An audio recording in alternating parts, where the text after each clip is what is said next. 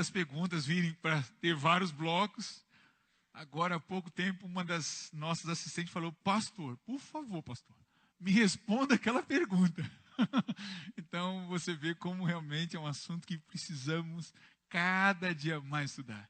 E eu fico feliz por ver essa receptividade, por ver esse interesse maior.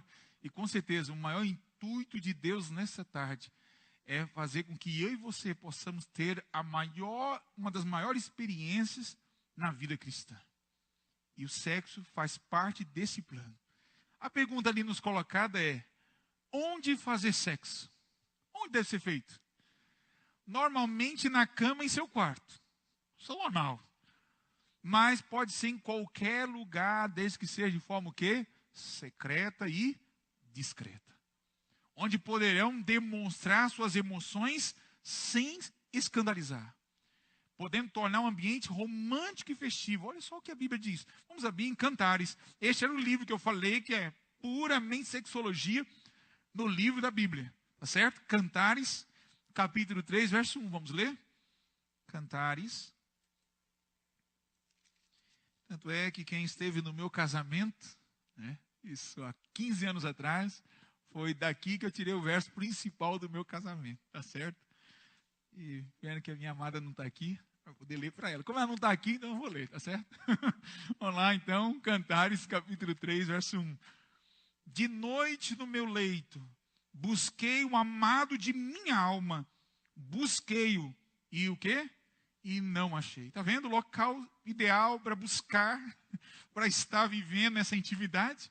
No leito, na cama, no quarto, mas desde que seja dentro desses princípios da discrição, se tornando um ambiente romântico, amoroso. E agora eu vou falar uma palavra que pouca gente vai entender. Pode ser que não entenda, mas no lugar santo. No lugar santo. Santo, por que santo, irmãos? Porque Deus precisa estar presente lá. Deus não fecha os olhos na hora que você faz sexo, não, viu, irmão? Deus não fecha, não. Ao contrário, Ele vê tudo direitinho. E Ele quer ver se faz de maneira certinha. Mas da forma que Ele quer, amorosa, com alegria, com prazer. Ele é o primeiro a estar ali. Por isso que nós devemos, quando vamos fazer, irmãos, sempre invocar de forma natural a presença do Senhor. Eu acho lindo quando a Bíblia fala que Neemias, quando foi diante do rei, estou lendo Neemias agora, quando ele foi diante do rei, ele orou a Deus. Você pensa que ele se ajoelhou? Não, ele orou a Deus: Senhor, me dê sabedoria falar diante do rei. Foi uma oração ali, direto, somente. Então, no ato sexual, ser tão puro, tão natural, orar diante de Deus ali na presença e realizar o ato sexual, é a maneira que Deus quer. Pode passar, irmãos. Olha só, e qual é a proposta satânica, irmãos? Pode passar. Fazer sexo de forma exibida, escandalosa, muitas vezes na presença de outros, não respeitando o quê? A privacidade. É lógico que no âmbito do sexo no mundo, poucos fazem isso, mas olha, um dia eu estava descendo ali, quando eu morava no Parque Fernanda, a perua estava assim, ó, pum, pum, pum, pum, balançar para cá, que é isso? Que negócio? Um assalto, uma coisa. Quando eu cheguei bem perto, era aquilo, né? Falei, como que pode? Na rua. E não era um horário tarde da noite, não. Era 7, 8 horas da noite. A gente dá risada assim, mas a gente sabe que isso acontece mesmo. E Ellen White fala que isso vai acontecer mais e mais. É isso, irmãos. Vivemos no tempo como o quê? No tempo de Noé e de Ló. Era esse quadro que acontecia. Pode passar. Não é bom que os filhos... Agora, olha a orientação, irmãos. Isso aqui, muitos de nós, como igreja, temos pecado nesse aspecto, irmãos. E às vezes, não é porque queira, mas às vezes a circunstância aparentemente o obriga, mas não deveria ser assim. E nem pode. Olha só. Não é bom que os filhos durmam no mesmo quarto do casal. Pois em algum momento que o casal fizer sexo perto dos filhos e estes disfarçarem que estão dormindo, até ronca, né? Eles nem roncavam, mas nessa hora eles até roncam, irmão. Poderão ter sequelas psicológicas sobre o sexo. Imagine a criancinha lá de 4, 5 anos e o pai e a mãe lá. Aí na mente da criança, puxa, mas está violentando a minha mãe.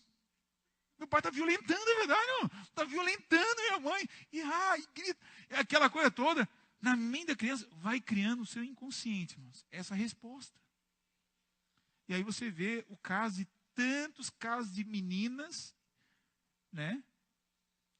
Com frigidez e homens com impotência. Não é a causa maior, mas é um dos fatores que podem levar futuramente. Porque fica assim, não, é agredindo. E a mulher sente, a menina sente, eu não vou ser agredida. Então, realmente, irmão, às vezes muita gente casa mais por questão social. Às vezes afetividade, mas quando pensa em sexo no casamento, é um tabu muito grande. Muitos fatores traumáticos na infância. Sem contar o caso de estupros. Leva a essa situação, mas o recomendado qual é? Não dormir no mesmo quarto. Não, ele está dormindo já, não vai ouvir nada. Cuidado. Você nunca se acorda, sabia disso? Você nunca se acorda? Alguém te acordou. E às vezes na hora do sexo você acorda seu filho. Por mais que ele não levante, até ronca mais alto, mas pode estar ouvindo e até vendo tudo que você nem imagina. Então, irmãos, realmente discrição total. Pode passar. Quantas vezes fazer sexo, irmãos? Hã? Quantas vezes? Desculpa, a orientação é ficar mais acima, né? Eu estava esquecendo, estou habituado a ficar perto da igreja. Olha só, o que é demasiado em matéria de frequência nas relações sexuais é algo que não se pode especificar, irmãos. Nós não temos um assim diz o Senhor na quantidade. Não temos. Mas existe o seguinte conselho sábio, irmãos. Qual é o conselho?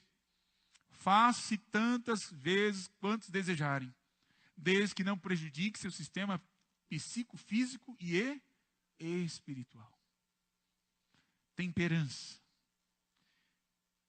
Às vezes o que para um casal pode ser muito, pode ser pouco para outros. Pode passar. A nosso ver, os extremos na frequência não são recomendáveis. Nem pode ser demais e nem o quê? E nem o quê, irmãos? Nem de menos. Opa, parece que ninguém falou. Nem de menos. Vamos ler esse texto, 1 Coríntios 7, verso 3 e 5. A palavra de Deus orienta sobre essa situação de forma mais específica. 1 Coríntios, capítulo 7. Vamos ler então. Paulo tratou muito bem desse assunto, irmãos. Graças a Deus. 1 Coríntios, capítulo 7. Não só Paulo, nem Salomão, nem muitos outros, né? Falaram muito. Olha só, 1 Coríntios 7, verso 3 a 5. O marido conceda à esposa o que lhe é devido. E também, semelhantemente, a esposa ao seu marido. Ambos devem conceder. Ambos devem doar-se. A mulher não tem poder sobre o seu próprio corpo. E sim quem, irmãos? O marido. Também, semelhantemente, o marido não tem poder sobre o seu próprio corpo. E sim quem? A mulher. Não vos priveis um ao outro, salvo talvez por mútuo consentimento, por algum tempo, para vos dedicares à oração e novamente vos ajuntardes, para que Satanás não vos tente por causa da quê? Incontinência. Aqui, irmãos, olha só os extremos da situação. Fazer demais pode tornar doente, irmãos. Conheci um casal lá no Mato Grosso, que a fama já estava virando fama na comunidade. Sabe como é que é vilarejo, né? Todo mundo sabe de tudo, todo mundo. E tinha uma jovem lá que gostava de fazer direto com o marido. Direto, era todo dia, não podia ver o homem que ia fazer, e era aquela coisa, irmão.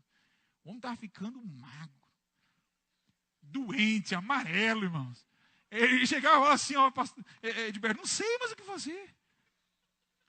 Irmãos, você sabia que existe muita gente doente do sexo? Para alguns, sexo já é uma doença, irmãos. Por isso que existe hoje tratamento psiquiátrico só para tratar do sexo, irmão. Demais faz mal. Né? É um desgaste, irmãos. Muita energia, né? É muita energia. Não gasta muita energia. Então, tanto no ato sexual como outras práticas, tem que ter moderação. Agora, fazer de menos demais, irmãos. Muitos falam assim, olha, ela me traiu, ele me traiu. Não estou fazendo aqui uma apologia a favor da traição. Mas há momentos, irmãos, que a abstinência é tão grande para o lado do outro, que leva-se ao campo do outro cônjuge a ser tentado a trair. E ambos têm culpa diante de Deus. Tanto o que traiu, quanto o que absteve, de acordo com a palavra de Deus. Não vos privei, a ordem de Deus. Não vos privar. O que é o sexo no plano de Deus, irmãos? É uma entrega de amor. Não é o que eu quero dele, mas é o que eu posso dar para ele ou para ela. O amor é pensar no bem do próximo, não aquilo que vai usufruir para mim. Eu não estou querendo fazer sexo de modo nenhum, não sei quando eu vou querer, então pouco importa. Isso é pecado. Se tem uma doença, seja na área psicológica ou biológica, procure tratamento. Está com impotência? Tem tratamentos. Amém?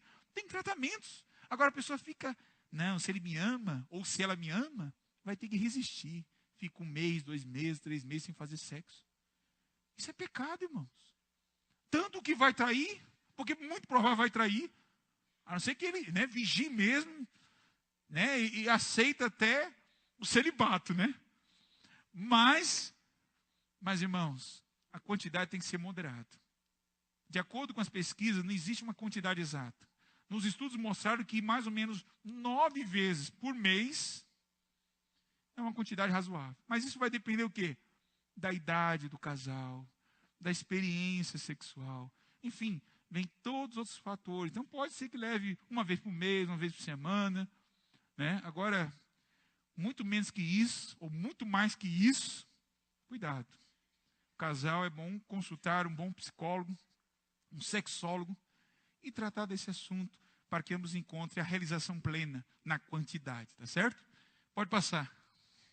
Agora a pergunta principal dessa tarde. Principal na Bíblia. Qual é? Qual é a pergunta? Por que fazer sexo? Por que fazer sexo? Pode passar. Para a procriação. É um dos objetivos. Gênesis 1, verso 28, nós já lemos. Sede fecundo, multiplicai. Então, esse é um dos planos de Deus. Fazer sexo para a procriação. Mas é só para isso, irmãos? Não. Para o prazer do homem, irmão. Quer ver isso na Bíblia? Provérbios 5, vamos lá? Provérbios capítulo 5, verso 18 e 19. É a Bíblia, irmãos. Vocês não estão aqui para ouvir minha opinião. É o que assim diz o Senhor. Provérbios capítulo 5. Vamos lá então. Versículo 18 e versículo 19. Amém?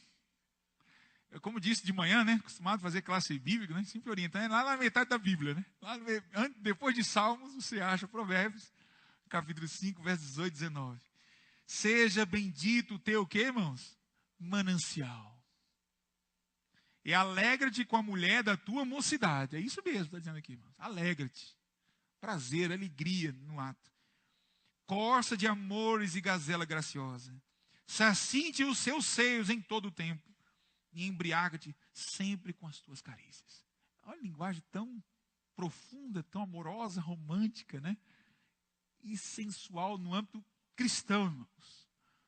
Então, realmente, quando você for para fazer sexo com o seu esposo, com a sua esposa, deve ser nesse espírito também prazeroso. O orgasmo não é pecado, irmãos. E se possível alcançar o orgasmo múltiplo, que a mulher realmente precisa de uma preparação maior do que o homem. O homem é rápido. O orgasmo masculino é rápido. Mas de mulher demora. Mas o bom, irmãos, não é com muito sede ao pote, Eu faço 15 anos de casado, irmãos. Eu digo, quando era no início, era meio desajeitoso. É desajeitoso. A gente vai ganhando experiência, vai ficando melhor ainda, irmãos. Melhor ainda. Então, faça de forma, irmãos, que ambos alcancem o orgasmo. Ambos alcancem o prazer pleno de Deus, irmãos. Paulo chega a comparar em Coríntios que o ato pleno do sexo é comparado à santa ceia do Senhor. Alcançar a plenitude do Espírito, irmãos. Porque se nós entendermos plenamente o porquê do sexo, irmãos, nós vemos, irmãos, que é um propósito muito santo. Paulo fala, digno seja o vosso quê? Matrimônio digno e venerável, santo. Agora, se você tem uma vida com Deus de forma tão formal, tão seca, tão sem amor para com seu Senhor e seu Salvador, você não vai entender o que é sexo também, da forma como Deus quer. Você não vai entender, irmãos. Quem tem a plenitude do Espírito em amor vai entender o que é sexo, da forma como Deus quer. Aí está o grande segredo. Pode passar. por amor e desenvolvimento completo do ser humano. Gênesis 2, verso 24. Vamos ler esse texto? Gênesis 2, verso 24. Vou ler rapidinho, porque é logo no início da Bíblia, é fácil de achar, né? Gênesis 2, versículo 24, irmãos. O que é que diz aqui? Por isso deixa o homem, pai e mãe, e se une a sua mulher, tornando os dois o quê? Uma só carne. Você atingirá, a não ser quem tem um dom do celibato, irmãos. Quem tem um dom do celibato, como o apóstolo Paulo destaca em sua carta aos Romanos, aí sim esse texto não se aplica a você. Mas a grande maioria não tem esse dom. Então, irmão, você só vai alcançar a plenitude da fé e completar se você realizar na sua vida esse plano de Deus em casar com alguém que lhe complete. Não é bom que o homem fique só. E ainda alcançar os dois para viver como irmãozinhos não é plano de Deus, não. A não ser quando já atinge uma idade muito madura, né? Aí realmente já chegou o momento de descanso. Apesar que lá no Acre, né? Parece que um senhor de quase 100 anos ainda teve filhos com 90 anos. Então você vê que tem uns homens muito saudáveis, né? E a mulher também. Então realmente faz parte do plano de Deus o sexo no casamento, dessa maneira. E todo o livro de Cantares, irmão, você pode ler. E vamos terminar lendo esse último texto de Cantares 4, versículo de 1 a 7, irmãos. Olha só como que Salomão descreve, irmãos, essa realização da experiência humana no casamento, atingindo o auge da sexualidade de forma plena, irmãos. Cantares, capítulo 4, versículo de 1 a 7. Como és formosa, querida minha, como és formosa. Os teus olhos são como os das pombas e brilham através do teu véu. Os teus cabelos são como um rebanho de cabras que descem ondeantes do monte de Gileade. São seus dentes como o rebanho das ovelhas recém-tosquiadas, que sobe ao lavadouro, e das quais todas produzem gêmeos, e nenhuma delas hacem crias. Agora ele começa a descrever o seu corpo. Olha só como ele coloca, irmãos. Os teus lábios são como um fio de escarlata, e a tua boca é formosa. As tuas faces como romã partida, brilham através do véu. O teu pescoço é como a torre de Davi, edificada para arsenal. 1000 escudos pendem dela, todos broquéis de soldados valorosos. Os teus 2 seios são como 2 crias, gêmeas de uma gazela, que se apacentam entre os lírios. Antes que refresque o dia e fujam as sombras, irei ao monte da mirra. Você começa a ver que ele começa de cima para baixo a descrição, está vendo, irmão? Está percebendo? Descrição ali da boca, dos lábios, seios, e ele vai mais além. Ele diz aqui, ó, irei ao monte da mirra e ao outeiro do incenso. Tu és toda formosa, querida minha. Em ti não há defeito. Olha só que linda descrição, hein? As mulheres gostaram dessa descrição? Tá certo que algumas expressões aqui são muito contexto da época, né? Ele chega a comparar as mulheres formosas com o quê? As éguas de Faraó, né? Então, é lógico que não é uma descrição tão boa se você ouvir do seu esposo hoje, né? Mas aqui vem a criatividade, irmãos. Isso que é maravilhoso. Deus permite a criatividade para tornar o ambiente mais agradável e prazeroso possível. Agora acho que acabou, né? Ah, não? Espera um pouquinho, por quê? Segura as perguntas. Chegaram mais perguntas. E agora? O que eu faço? Ah, vai pro sorteio. Então vai ter sorteio. Ó, parece que aumentou os blocos, viu, irmãos? Era pro bloco agora terminar. Mas veio mais algumas perguntas. E o tempo também já está, né? Não tem ave ainda, né? Então vamos ao sorteio, que vai ter mais sorteio. Será?